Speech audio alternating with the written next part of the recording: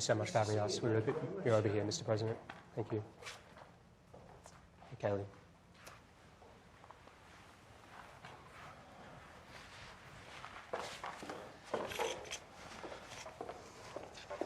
Okay. Mr. President, thank you for joining us. Thank you very much. We appreciate you taking the time. Good. And we appreciate your commitment to answer our questions. Sure. Really appreciate that.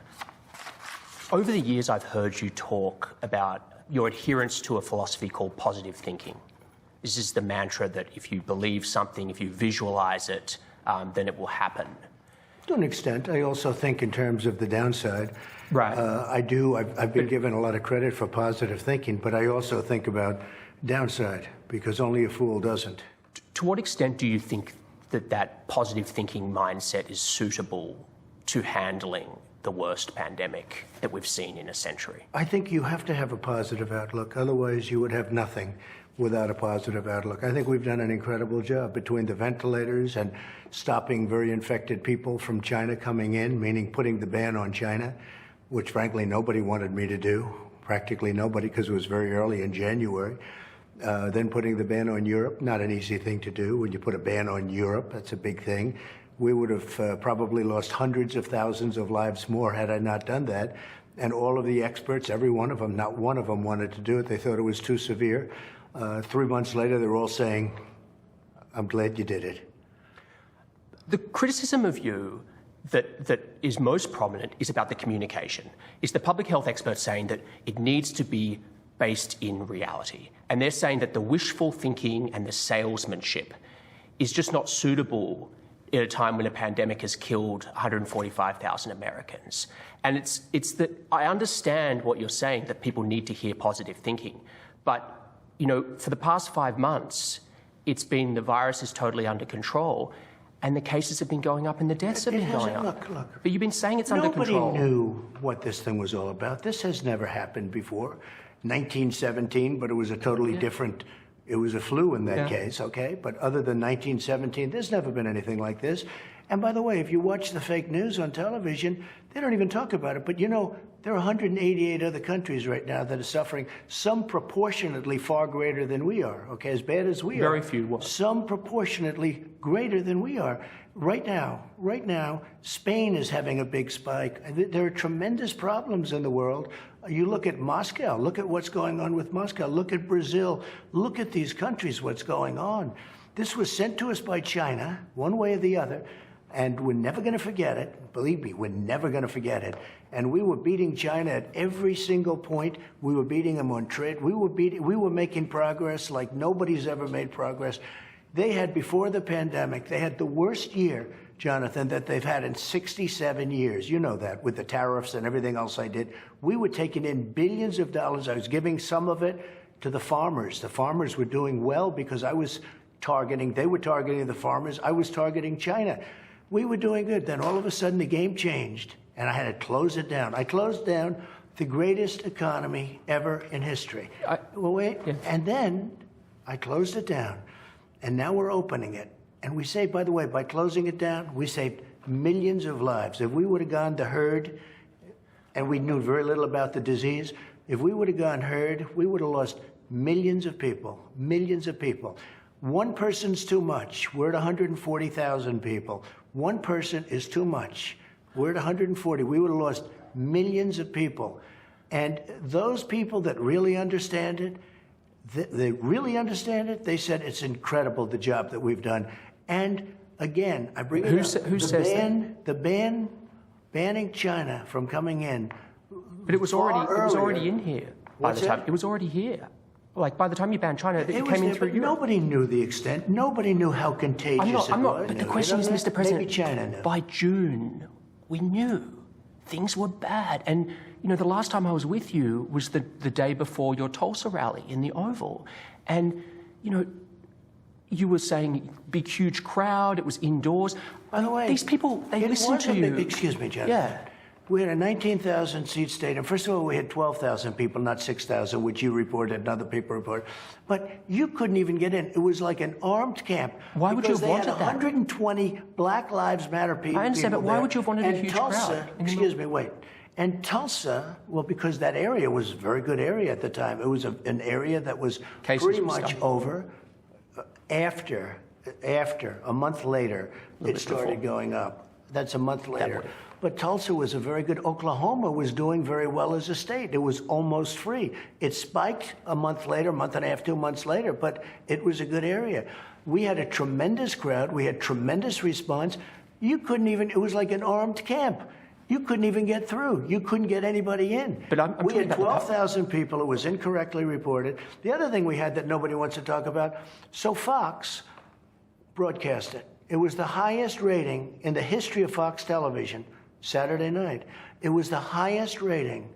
Mr. President. My speech, well, wait a minute, you're saying something. Yeah. That speech was the highest rated speech in the history of Fox television on Saturday night.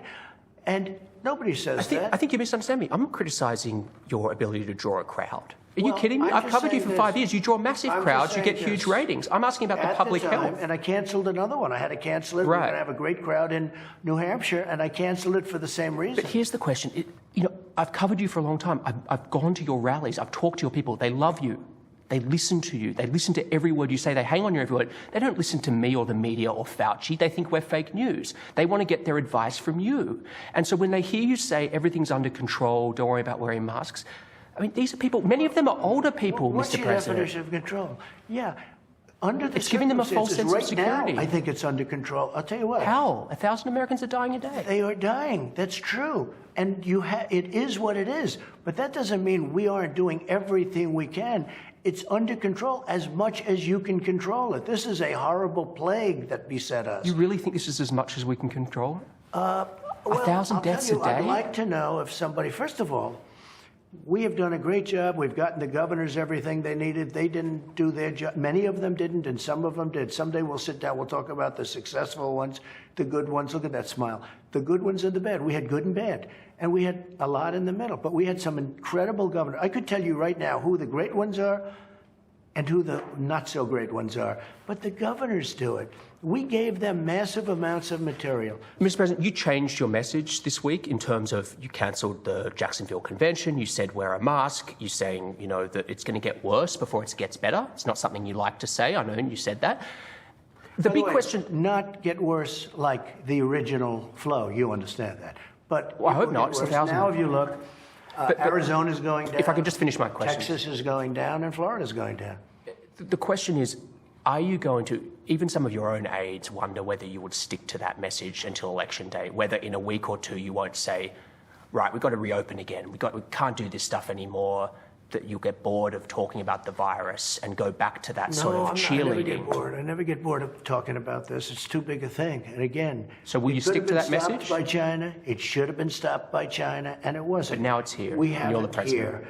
And I think I'm very consistent. No, this is a very serious thing. Do you think we have 140,000 people at this moment? This is a very, very serious situation. And what you have to do is handle it the best it can be handled. And again, I'm working with the governors. I got them tremendous amounts of equipment that they would have never gotten. Jonathan, they wouldn't have equipment now if I didn't get it. When can you commit, by what date, that every American will have access to the same day testing that you get here in the White House? Well, we have great testing. We're doing, and by many what other date? people do. Let me explain the testing. We have tested more people than any other country, than all of Europe put together ×2.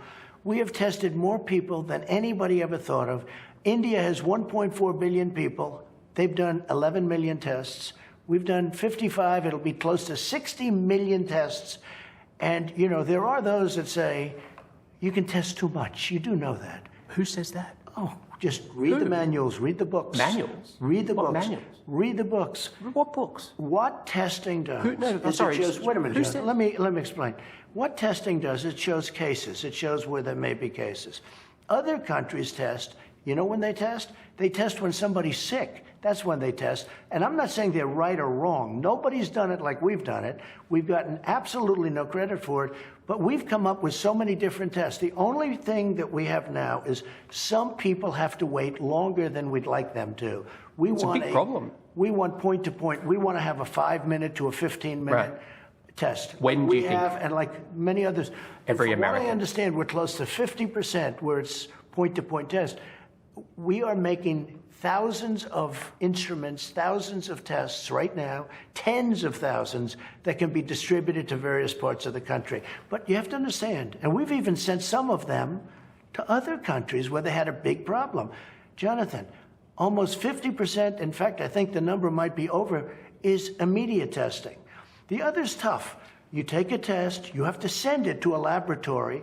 Let's say that takes a day. Let's say it's a day. It's difficult. You know, so it's 3 or 4 or 5 days. There's nothing you do about that. But when do you think we'll have it for everyone? I think that you will have that relatively soon. I mean, again, what does that mean? You already have half.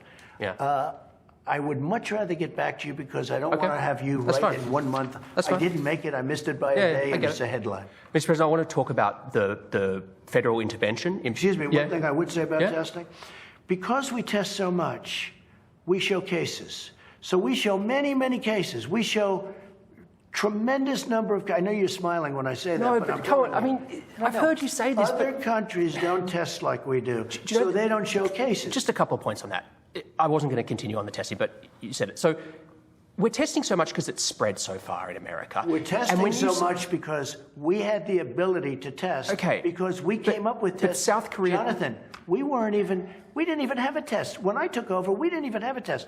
Now, in all fairness, why would you have a test? There was no test. The virus for didn't this. exist. How would you have a test? I was going to say, there was no test for this new. We didn't have a test because there was no test. Of course. In a very short order, we got one test, we got another test. It was broken the first one. Many of those tests are now obsolete because we've, you know, it's called science, and all of a sudden something's better. But because we tested so many people, 55, 60 million people very soon, we get cases. You test, some kid has even just a little runny nose, it's a case. And then you report many cases. So we look like we have more cases than massive countries like China, which, by the way, doesn't report, as you know. Well, I don't put any stock in China's figures. The point is, because we are so much better at testing than any other country in the world, we show more cases. The figure I look at is death. And death is going up now. And it's 1,000 a day. If you look at death... Yeah, it's going up again. Let's look. Daily death. Take a look at some of these charts. I'd love to. We're going to look. Let's look. And if you look at death... It's started to go up again. One.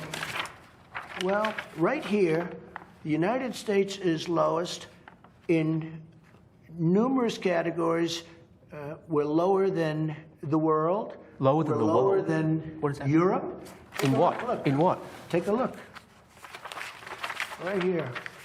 Here's case death. Oh, you're doing death as a proportion of cases. I'm talking about death as a proportion of population.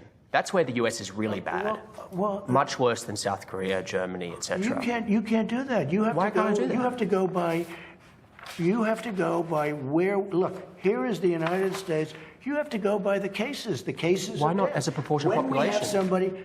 What it says is when you have somebody that has where there's a case. Oh, okay. The people that live from those cases. It's surely a relevant statistic to say if the US has X population and X percentage of death of that population versus South Korea. No, because you have to go by the cases. Well, look at South Korea, for example. 51 million population, 300 deaths. It's like, it's crazy compared to... You don't know that. I do. It's on you don't know that. You think they're faking their statistics? South Korea? I won't get into that because they have a very good relationship with the country. But you don't know that. And they have spikes. Look, here's Germany low, 9,000. Here's one right here, United States.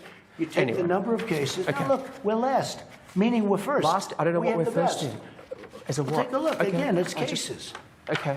And we have cases... Because of the testing. 1,000 Americans are dying a day. But I understand on cases, it's different. No, but you're not reporting it correctly, Jonathan. I think I am, but... If you take a look at this other chart, look, this is our testing, I believe. This is the testing, Yeah, we do more tests. No, wait a minute. Well, don't we get credit for that? And because we do more tests, we have more cases. In other words, we test more, we have... Now, take a look. The top one, that's a good thing, not a bad thing. The top, Jonathan. If hospital rates were going down and deaths were going down, I'd say terrific. You deserve to be praised for testing, but they're all going up. They very rarely talk. 60,000 Americans are in hospital. If you watch the 1,000 news dying or a read day. the papers, they usually talk about new cases, new cases, new cases. I'm talking about death. Well, you look at It's going death. up. Death is way down from where it was. It's 1,000 a day. It was 2,500. It went down to 500. Now it's going up again. Excuse me, where it was is much higher than where it is right now. It went down and it went up again. But now it's going down again. It's going down in Arizona. It's going down in Florida. Nationally, it's going down in Texas. Take a look at this. These are the tests. It's going down in Florida? Yeah, it leveled out and it's going down. That's my report as of yesterday. Anyway, Mr. President, if I could change subject. It is going down in Arizona. Arizona it is. Texas has big problems. And it spiked and it's now going down in Florida. It's evened out and going down in Florida. I'll have to see those figures. But you have to look at this. This is the number of tests compared to the rest of the world. I don't deny your figures. You've done more tests by far than the rest of the world. I don't deny that. Because we've done more tests, we have more cases. You can take more it back. Check it out. Mr. President, different subject. It's been widely reported that the US has intelligence indicating that Russia paid bounties or offered to pay bounties to Taliban fighters to kill American soldiers. Mm-hmm. You had a phone call with Vladimir Putin on July 23rd. Did you bring up this issue? No, that was a phone call to discuss other things. And frankly, that's an issue that many people said was fake news. Who said it was fake news? I think a lot of people. If you look at some of the wonderful folks from the Bush administration, some of them, not any friends of mine, were saying that it's a fake issue. But a lot of people said it's a fake issue. There was dispute within the intelligence. We had a call talking about nuclear proliferation, which is a very big subject, where they would like to do something and so would I. We discussed numerous things. We did not discuss that, no. And you've never discussed it with him? I have never discussed it with him, no. I would. I'd have no problem with it. But you don't believe the intelligence? It's because you don't believe the intelligence, that's why. Everything, it's interesting. Nobody ever brings up China. They always bring Russia, Russia, Russia. If we can do something with Russia in terms of nuclear proliferation, which is a very big problem, bigger problem than global warming, a much bigger problem than global warming in terms of the real world, that would be a great thing. But it never reached my desk. You know why? Because they didn't think it was intelligence. They didn't think it was real. It was in your written brief, though, apparently. They didn't think it was worthy of... I wouldn't mind. If it reached my desk, I would have done something about it. It never reached my desk because... Do you read your written brief? I do. I read a lot. Really? I read a lot. They like to say I don't read. I read a lot. Your daily intelligence brief? I comprehend extraordinarily well, probably better than anybody that you've interviewed in a long time. I read a lot. I spend a lot of time at meetings. Usually it's once a day or at least 2 or 3 times a week intelligence. Because this was apparently talking about India, talking about with the problems with China, talking about so many different elements of the world. Mm-hmm. The world is a very angry place. If you look all over the world, we call up, I see 22 soldiers were killed in India with China fighting over the border. It's been raging for many, many decades. And they've been fighting and back and forth. I have so many briefings on so many different countries, but this one didn't reach my desk. The reason I say this is even if you don't believe this particular piece of intelligence, and there is dispute, no doubt there is dispute in the intelligence community about it, your former, John Nicholson, former head of forces in Afghanistan, said, and this is when he was working for you, that Russia is supplying weapons to the Taliban. Isn't that enough to challenge Putin over the killings of US soldiers? Well, we supplied weapons when they were fighting Russia, too. When they were fighting with the Taliban in Afghanistan. It's a different era. Well, I'm just saying, yes. But does that, how does that affect? I'm just saying we did that, too. But how does that? I don't know. I didn't ask Nicholson about that. He was there for a long time, didn't have great success because, he was there before me, and then ultimately I made a change. But you surely heard that, right? I mean, it's well known in the intelligence community that they're arming the Taliban, Russia. I don't know. When you say arming, is supplying the Taliban weapons. Paying, or they? Russia is supplying weapons and money to the Taliban. I have heard that, but it's never reached my desk. I mean, he said it on the record when he was in... Hey, Russia doesn't want anything to do with Afghanistan. Let me just tell you about Russia. Russia used to be a thing called the Soviet Union. Because of Afghanistan, they went bankrupt. They became Russia, just so you do understand, okay? The last thing that Russia wants to do is get too much involved with Afghanistan. They tried that once. It didn't work out too well. Last question on this subject. And by the way, we're largely out of Afghanistan, as you probably know. Well, I wanted to ask you about that. the US troop level in Afghanistan right now is roughly the same as it was when No, you're wrong. No. Mr. President, I'm sorry. We have to do... Okay, are you ready? No, We'll be down in a very short... It's already planned. Well, that's a different Let me question. explain. We'll be down in a very short period of time to 8,000. Then we're going to be down to 4,000. We're negotiating right now. We've been there for 19 years. I know. 19 years. But if you just let me finish my question. We'll be getting out. I understand. Look, when you came in, it was 8,800. You boosted to 14,000, and now you're back down to 8,500. We're now... My question to you... We'll be at 4,000. I'll give when? you the exact... Very soon. Very soon. What will be the number? Very soon? 4,000? Very soon, yes. Like how soon? I don't want to tell you that. I don't want to tell you that. It's big news. What is that? That is It's going down to 4,000, isn't it? No, I've always said... Well, what about Election Day? We will get largely out. On Election Day, how many American troops will be in Afghanistan? Probably anywhere from 4,000 to 5,000. That's almost as many as when you came into office. No, it's not. 8,000. We had much more. We had a lot of people over there, too. 8,800. A lot of people. Troops. And we did a good job. We wiped out ISIS. Have you thought about going down to zero? Let me just tell you what you don't say. We took out in Syria, we took out ISIS. We 100% of the caliphate. When I took over Obama, it was totally rampant. ISIS was all over the place. We took them out, we captured them, we killed them. 100%, not 99%. Right. I wanted to get out at 99. Right. Everyone said, oh, please, would you stay? I stayed. 99% was good, but 100% of the caliphate. We took out Soleimani. We took out al-Baghdadi. Yep. We took out people that nobody thought possible. Al-Baghdadi was the biggest terrorist of them all. They couldn't find him. I took him out. Soleimani, even bigger. I took him out. I've done things that no other president's done. None, I mean, fortunately, not too many. They should have never been in the Middle East. The decision to go to the Middle East and get into the Middle East was the single biggest mistake made in the history of our country. That's my opinion. You told Fox News recently that you couldn't say whether you'd accept the results of the 2020 election.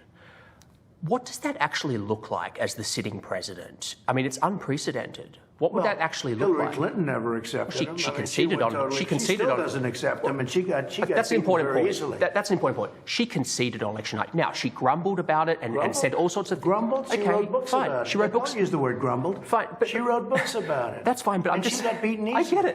I get it. 306 to 223. I'm not disputing you beat Hillary Clinton. That's a lot. Listen, what I'm asking is you'll be the sitting president in the White House. What does that look like? Not accepting... I'll tell you what it looks like. Are you litigating? Let me tell you what it looks like. Okay.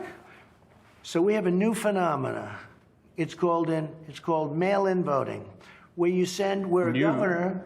It's been here since the Civil War. In terms of the kind of millions and millions of ballots, they've never. It'll be bigger this year because of the pandemic. Bigger, not bigger, massively bigger. Yeah, because of the pandemic. So they're going to send tens of millions of ballots to California, all over the place. Who's going to get them? I have a friend lives in Westchester County. They send applications, not that. His son passed away. He had a beautiful, wonderful son, young man, passed away 7 years ago. He called me. He said, I just got a ballot for my son Robert.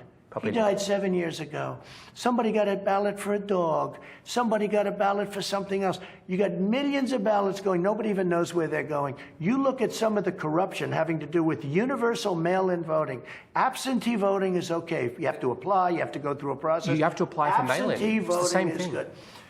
Look, let's do concrete. Let's do concrete. Jonathan, they're sending out applications. Governors, download them. Millions of ballots. No, they're not. It's applications. You can get them off the internet. There is no way you can go through a mail-in vote without massive cheating. I honestly don't understand this topic with you. Go ahead. The Republican Party has an extremely well-funded vote-by-mail program.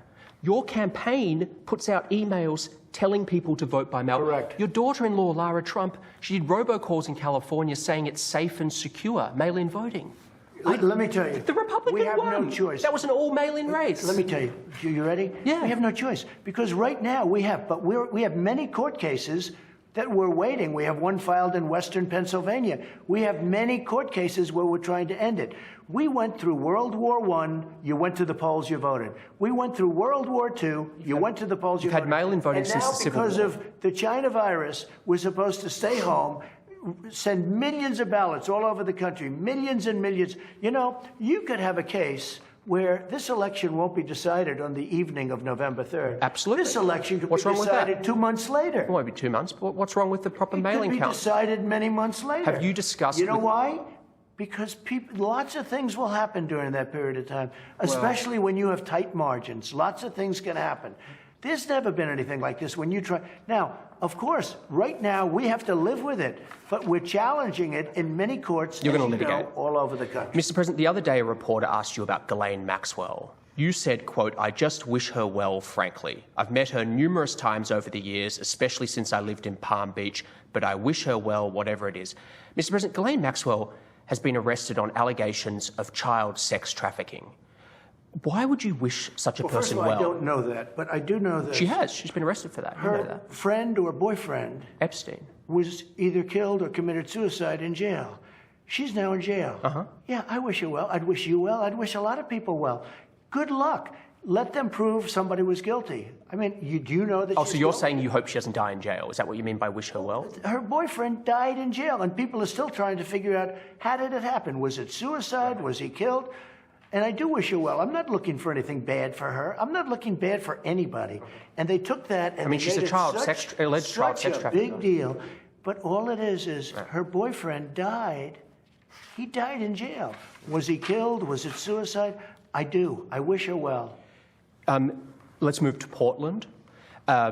I'm sure you've seen the disturbing footage of people in fatigues beating the Navy veteran. No. Well, here you go. it's there. The fake news. It's not fake news. It's on video. For Pepper spraying 59 him. days, these people were anarchists and agitators and some protesters, but these were anarchists. Okay. These people were beating the hell out of the city. They were beating up our federal buildings and our federal courthouse. We told the police to stop it. You make sure. And the police wouldn't do it. Not the police. Your own Justice Department and Homeland Security Inspector Generals. Excuse me. But your Inspector Generals are Excuse investigating me. unconstitutional. You're trying now to blame law enforcement instead of anarchists. I'm instead not. of Antifa. I'm not. It's Antifa and anarchists that are causing the problems, not law enforcement.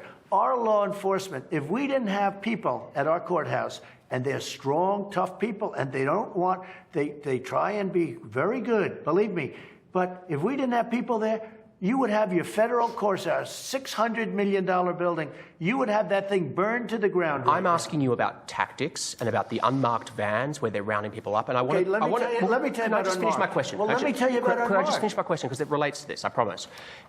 This is from Rand Paul. Quote, "We cannot give up liberty for security. Local law enforcement can and should be handling these situations in our cities, but there is no place for federal troops or unidentified federal agents rounding people up at will." What is your response to Senator Paul? First of all, these are Homeland Security people. They're securing a courthouse. They're Border Patrol. They're Homeland Security. Elite units. Border. Hopefully they have Camo, ice in there. gas Hopefully they have masks. ice. Now, do you know why they're unmarked?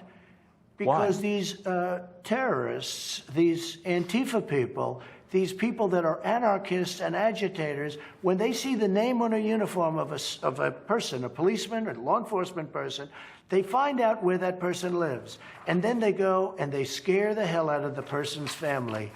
And so they do it for that reason. It's just common sense. There's nothing secret about this.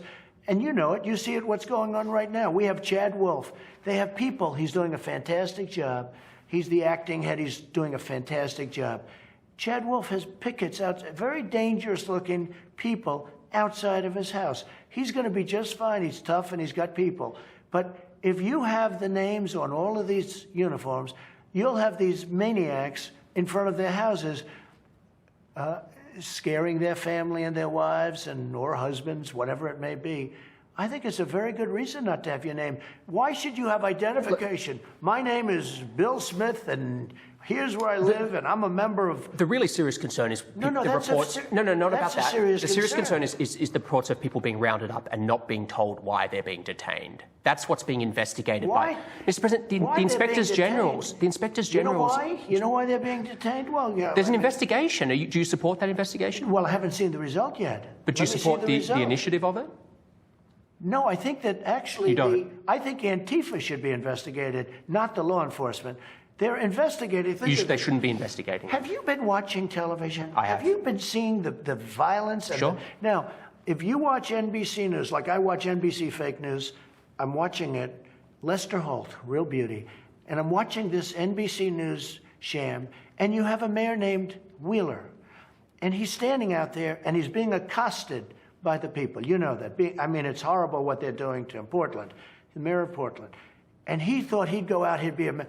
What they were doing and saying and everything else to him, I happened to watch it on a different station. He had to get out. He had 5 security guards. He got out with his life. Okay. Mr. President. If you watch NBC News, they make him like he's standing there bravely fighting with the people in a positive sense, that everything is wonderful. No. He went out there. He's lucky he got away with his life because they would have killed him. He had 5 guards, but NBC News showed it like he's standing with the people for justice. Look, those people, take a look at what they've done to the courthouse.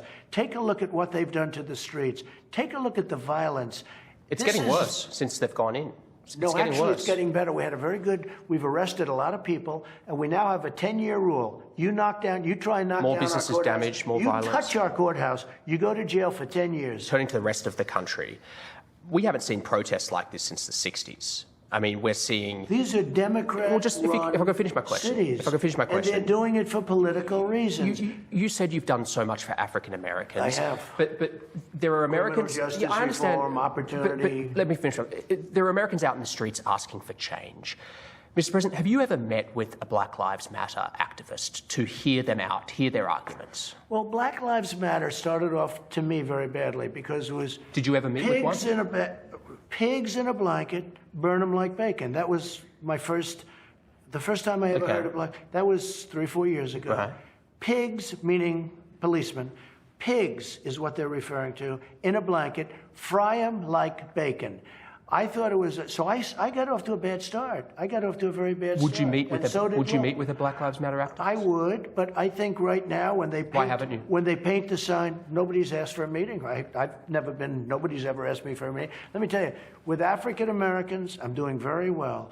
They had the best employment numbers they've ever had. They had the best job numbers they've ever had. They were making more money than they ever made. We were all set until we got hit by China with the virus. Jonathan, we were becoming a very unified country. Do you believe because of success? I understand. Do you believe, though, Mr. President, that many police treat black people differently from white people? Well, I hope not. I hope not. Certainly You've seen the statistics. The knee on the neck was a disgrace, okay? Yeah. It was a disgrace. I'm talking about, what does systemic racism mean to you? I hope the answer to that question is no. Does anybody really answer that question accurately? But what about not hope? What about analysis? What's your cold-hearted I have view seen where there is a difference, and I don't want there to be a difference. I don't like that there would be a difference. But with that being said, why do you think black men are 2.5 times? White people. I know, but why do you think black in men a larger number in quantity police have killed white people? But why do you think black men are 2.5 times more likely to be killed by police than white men? That I don't know, but why? Why do you think I don't like it.